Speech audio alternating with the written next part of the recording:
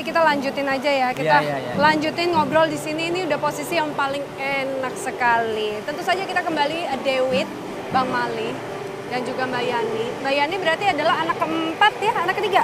Enggak. Anak ketiga. Anak ketiga itu justru masa-masa yang juga masih nggak enak sebenarnya ya. Betul ya Bang ya? Makanya saya bilang kenapa masih belum enak pada waktu itu. Anak yang ketiga ini dilahirin. Hidup ingin parah. Sehingga diayun, zaman dulu kan diayun tuh pakai tambang, ya pakai kain. Iya.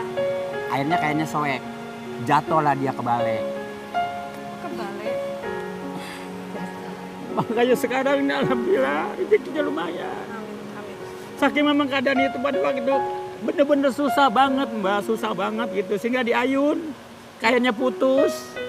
Terus punya ayam, boleh dibagi sama tetangga, dicolong orang biangnya, tinggal anaknya.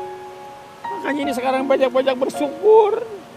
Punya laki ya katakanlah artis gitu, Bang Ocit. Nah inilah kebanggaan saya, anak yang ketiga dari anak 5. Hidupnya benar-benar menderita banget. Makan juga dibatas. Jadi sepiring itu nggak boleh nambah. Memang keadaan saya betul-betul menderita. Memang hidup di seni itu zaman itu memang sama sekali serba nggak ada Mbak. Dan memang hidupnya lenong pada waktu itu ya. Iya, hanya bisa mampu lenong. Nah, dari ngelamun saya di rel kereta itu, saya langsung duduk di sini. Karena mau sahur nggak punya lauk, airnya ini saya tutup Mbak. Biar airnya nggak ngalir ke sana. Biar airnya ngalir ke sana, supaya ikannya bisa ketangkep. Oh, dan nangkepnya di sana dong Nangkepnya berarti. di sana di bawah. Ini saya tutup, dikeringin. Sampai bisa kering, jadi airnya dibuangnya ke sana. Jadi ngambil ikannya lebih gampang. Ngambil gampang, Mbak. Untuk sahur. Iya. Terus mertua saya tanya, ini dapat ikan dari mana? Saya bilang ya itu. Apa tuh saya tutup ini. Jangan di sembarangan nanti ditangkap gitu. Saya nggak tahu, saking keadaan memaksa. Gua sahur supaya ada ikannya, makan gitu. Demi anak, istri, Iya. dan juga mertua. Iya. Tapi Mbak Yani juga pasti punya kisah yang banyak juga ya, dulu kenangan-kenangan masa kecil. Memang sangat susah sekali waktu itu ya. Apa aja sih? Tapi sekolah, kisah sekolah kan itu. Alhamdulillah saya sekolah. Terus sepatu kan dulu zamannya sepatu kayak model Bigos gitu ya. Terus sepatu itu udah robek ya Pak. Udah robek karena musim hujan, kita nggak punya uang. Terus saya bilang, Pak sepatu udah robek di sol sama jarum layar di sol. Terus kan robek lagi, di sol lagi. Emang karena nggak punya uang ya terpaksa kita pakai sepatu robek. Kalau nggak kita pakai apa? Plastik. Hujan-hujan tuh pakai plastik. Nah itu dulu buat tas sekolah. Buat tas sekolah. Buat tas sekolah sama tali rapia itu udah paling bagus. Tapi nggak ada rasa minder di antara teman-teman dulu. Enggak, alhamdulillah temennya juga ngerti baik semua. Ya alhamdulillah.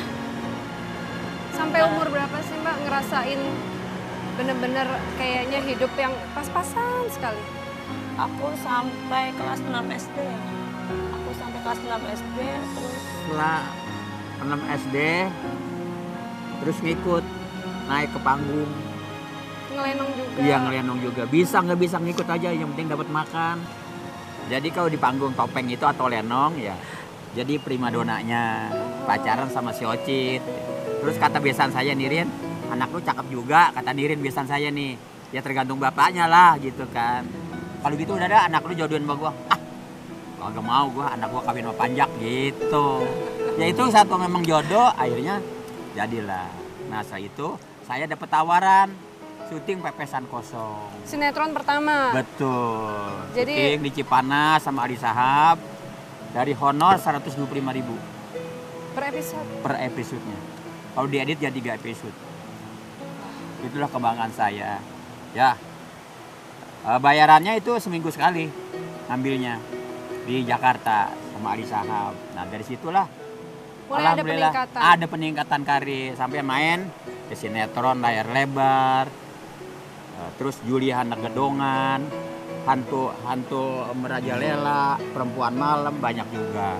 Berarti waktu itu usia udah berapa Bang Mali? Kurang lebih sekitar 40-an, 45. 40-45 tahun memulai karir menanjak dari nol. Betul. Anak-anak juga udah makin tumbuh dewasa. Alhamdulillah. Nah ini udah ada peningkatan, sekolah udah pakai sepeda gitu. Sampai meningkat ke kuliah. Nah, datanglah anak yang kedua, ya Mariati itu dengan si Linda. Iya. Itu sih termasuknya hidupnya udah mapan, udah enak.